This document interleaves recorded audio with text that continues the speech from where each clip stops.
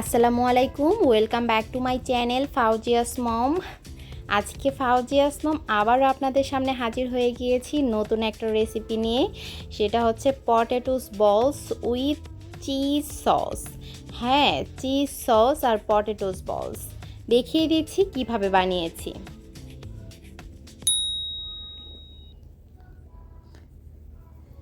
তো পটেটোস বলসগুলো বানানোর জন্য এখানে আমি 3টা বড় সাইজের আলু নিয়েছি, আর আলুগুলো খোসা ছাড়িয়ে ভালো করে ধুয়ে নিয়েছি। আর এইরকম একটা মেশিনের সাহায্যে একদম পাতলা পাতলা করে চিকন চিকন করে এই স্লাইস আকারে কেটে নিচ্ছি। আমি সবগুলো এভাবে কেটে নিয়েছি, দেখুন। আর প্রেসার দিয়ে কাটতে যাবেন না, একদম পাতলা পাতলা করেই কাটতে হবে। এবারে আমি এগুলো ভালো করে ধুয়ে নিচ্ছি, আর ভালো করে ধুয়ে নিয়ে পানি ঝরিয়ে নিতে হবে। এই যে আমি পানি ঝরিয়ে নিয়েছি।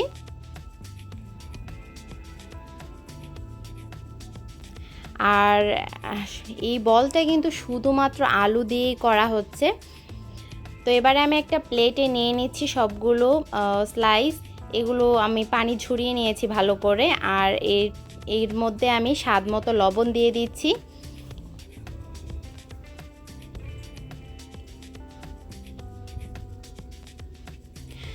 আসলে লবণটা দেওয়ার একটা কারণ হচ্ছে এই আলুগুলোর মধ্যে লবণ মাখিয়ে রাখলে আলুগুলো একটু চুপসে আসবে, নরম হয়ে যাবে, এতে করে কিন্তু বলগুলো করতে সুবিধা হবে।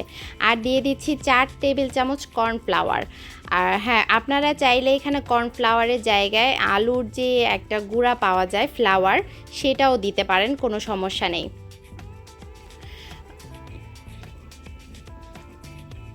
আর এই কর্নফ্লাওয়ারটা দেওয়ার কারণ হচ্ছে আমি যখন বল করব তখন একটা আরেকটা থেকে ছুটে যাবে না, এগুলো একসাথে অ্যাডজাস্ট হয়ে থাকবে।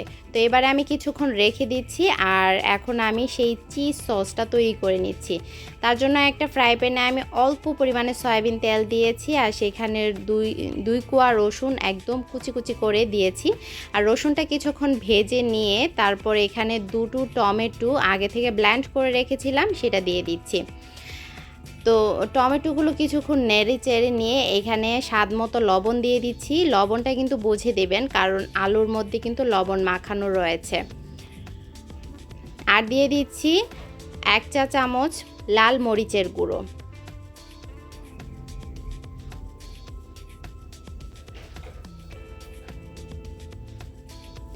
আর দিয়ে দিচ্ছি গোলমরিচের গুঁড়ো 1/2 চা চামচ। এগুলো দিয়ে ভালো করে নেড়ে চেড়ে কিছুক্ষণ 7 থেকে 8 মিনিট এটা নেড়ে চেড়ে ভেজে নিতে হবে। আর যখন হয়ে যাবে, প্রায় হওয়ার আগ মুহূর্তে এখানে 1 টেবিল চামচ চিজ দিয়ে তারপর ভালো করে নেড়ে চেড়ে নামিয়ে নিতে হবে। তো আমার চিজ দিয়ে এটা আমি এবার নেড়ে চেড়ে নামিয়ে নিচ্ছি। আমার সসটা কিন্তু তৈরি হয়ে গিয়েছে, একদম রেডি চিজ সসটা। এই সসটা কিন্তু খেতে দারুণ লাগে, একবার বানিয়ে দেখতে পারেন।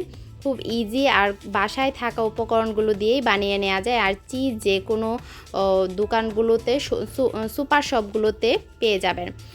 তো দেখুন, এবারে আমি যে মাখিয়ে রেখেছিলাম আলুগুলো একদম চুপসে গিয়েছে। এবারে আমি বল আকারে করার জন্য ঠিক ততটুকু আলু নিয়ে ভালো করে পানিগুলো নিংড়ে নিব, আর নিংড়ে নিয়ে বল আকার করে নিব। তো এবারে আমি সবগুলো করে নিয়েছি। এখন আমি তেল গরম করে নিয়েছি পর্যাপ্ত পরিমাণে, আর এটা ডুবো তেলে ভাজা হবে, আর সেখানে একটা একটা করে দিয়ে দিয়েছি। আর এই পর্যায়ে চুলার আঁচটা কিন্তু মিডিয়াম থাকবে, লো করা যাবে না, হাইও করা যাবে না, মিডিয়ামে রেখেই কিন্তু ভেজে নিতে হবে।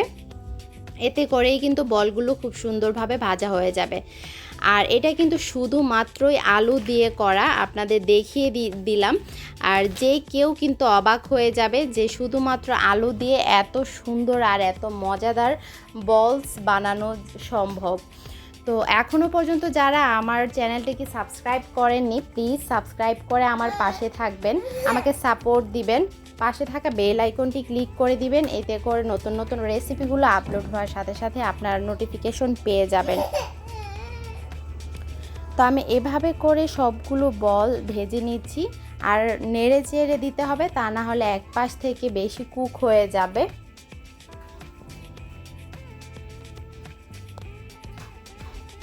আর এই পটেটোস বলসগুলো বাচ্চা থেকে বড়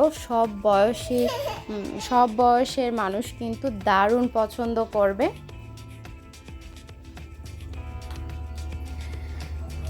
একবার বাসায় বানিয়ে দেখতে পারেন, দারুণ লাগে খেতে, জাস্ট দারুণ। আর শুধুমাত্র আলু দিয়ে এই বলসগুলো।